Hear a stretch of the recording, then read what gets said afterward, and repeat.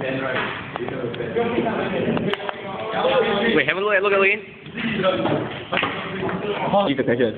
This is the question, number 2 in the textbook. This is the question. We first have to find the width, which is h equal to b minus a over n. B is the pi, a is the 0, and n is the strip. So pi minus 0 over strip is 6. So you'll get pi over 6. And now we'll get the table. You must get from 0 to pi as stated here.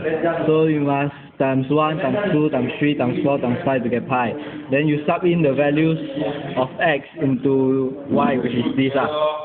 Okay, sub in, then you get this. Then now comes the Simpson's rule.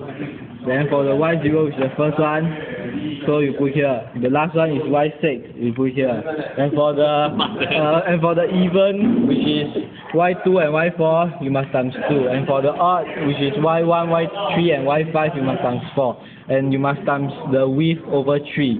Then this the multiplication, blah blah blah, and this answer.